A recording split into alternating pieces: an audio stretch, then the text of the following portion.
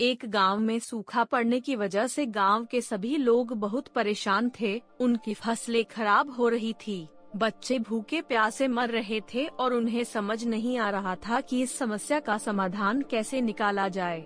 उसी गांव में एक विद्वान महात्मा रहते थे।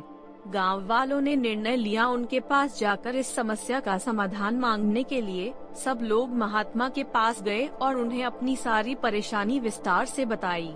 महात्मा ने कहा कि आप सब मुझे 1 हफ्ते का समय दीजिए, मैं आपको कुछ समाधान ढूंढ कर बताता हूँ। गांव वालों ने कहा ठीक है और महात्मा के पास से चले गए।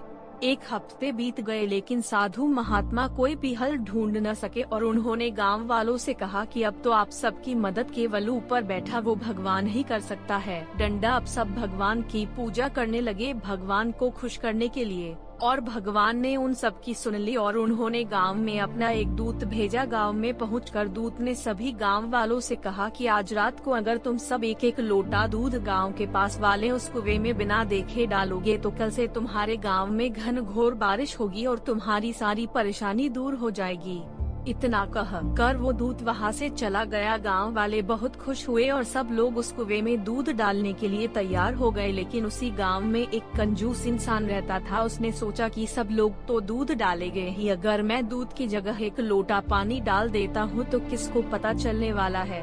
रात को कुएं में दूध डालने के बाद सार एक ही मात्रा गांव वाले सुबह उठकर बारिश के होने का इंतजार करने लगे। लेकिन मौसम वैसा का वैसा ही दिख रहा था और बारिश के होने की थोड़ी भी संभावना नहीं दिख रही थी। देर तक बारिश का इंतजार करने के बाद सब लोग उस कुएं के पास गए और जब उस कुएं में देखा तो कुआं पानी से भरा हुआ था और उस कुएं में दूध का एक बूंद भी नहीं था। सब लोग एक दूसरे की तरफ देखने लगे और समझ गए कि बारिश अभी तक क्यों नहीं हुई, और वो इसलिए क्योंकि उस कंजूस व्यक्ति की तरह सारे गांव वालों ने भी यही सोचा था कि सब लोग तो दूध डालेंगे ही, मेरे 1 लोटा पानी डाल देने से क्या फर्क पड़ने वाला है। और इसी चक्कर में किसी ने भी कुएं में दूध का एक बूंद भी नहीं डाला और कुएं को पानी से भर दिया।